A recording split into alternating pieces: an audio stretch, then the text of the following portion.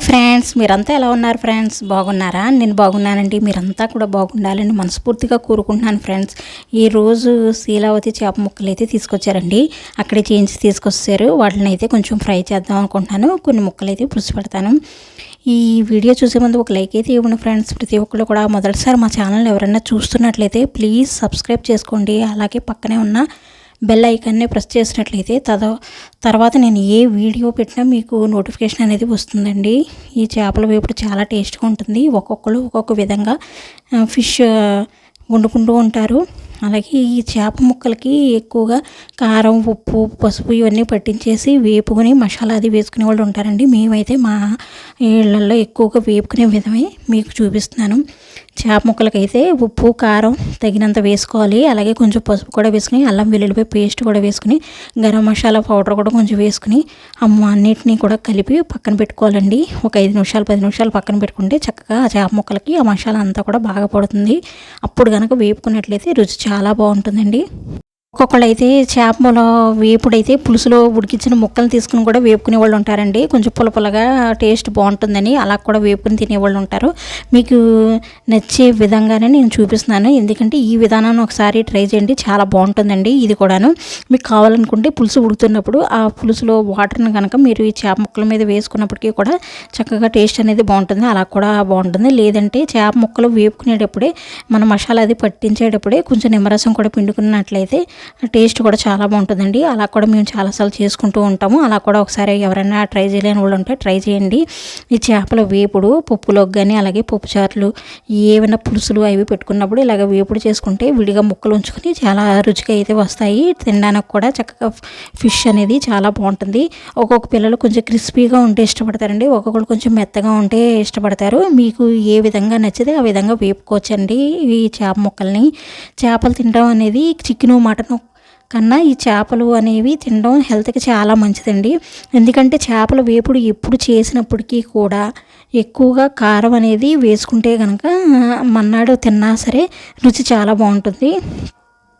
అయితే ఇప్పుడు మీకు చూపించే చేపల వేపుడు కూడా అంతకుముందు నేను చేసిన కర్రీస్లో భాగంగానేనండి. ఎందుకంటే విడిగా అయితే ఇప్పుడున్న టైంలో అయితే నేను చేయడం లేదు. ఎందుకంటే ఈ కుంభమేళ అయితే మనకి స్టార్ట్ అయ్యింది కనుక, అలాగే మాఘమాసంలో కూడా మేము నాన్ వెజ్ తినమండి. అందుకే నేను అంతకుముందు ఉన్న వీడియోస్ని వాయిస్ ఓవర్ ఇచ్చి నేను పోస్ట్ చేస్తూ ఉన్నాను.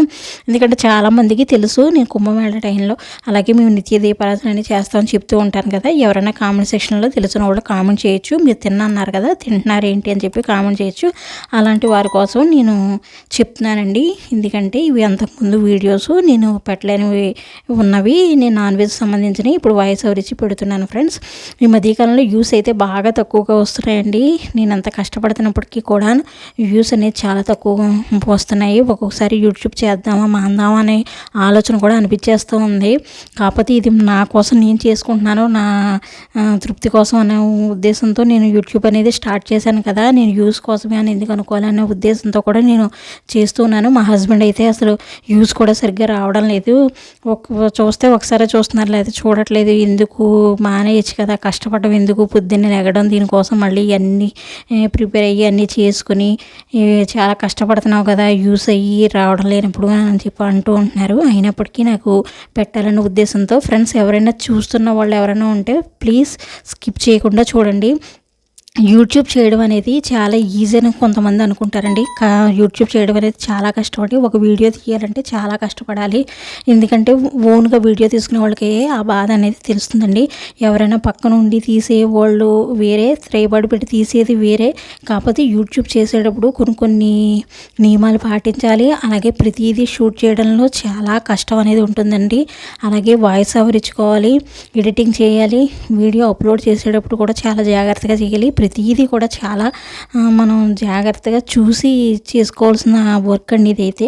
కాకపోతే ఒక్కొక్కరికి ఒక్కొక్కటి నచ్చుతుంది. ఒక్కొక్కరికి ఏమో మిషను అది కుట్టడం వస్తుంది, ఒక్కొక్కరు జాబ్ చేసుకోవడం నచ్చుతుంది. అలాగా నేను ఎందుకంటే ఆల్రెడీ చదువుకున్న తర్వాత మ్యారేజ్ అవ్వక ముందు జాబ్ చేశాను. అలాగే మ్యారేజ్ అయిన తర్వాత కూడా నేను ఒక 5-6 ఏళ్ళు జాబ్ అయితే చేశానండి. నేను తర్వాత ఇంకా హౌస్ వైఫ్గా ఉండడం అయితే జరిగింది. ప్రతి ఒక్కరికి ఈ వీడియో నచ్చితే కనుక ప్లీజ్ లైక్ చేయండి. అలాగే మన ఛానల్ని సబ్స్క్రైబ్ చేసుకోండి. అలాగే వీడియోస్ని చూస్తూ ఉండండి ఫ్రెండ్స్. అలాగే కామెంట్ సెక్షన్లో కామెంట్స్ పెడుతూ ఉండండి. Thank you.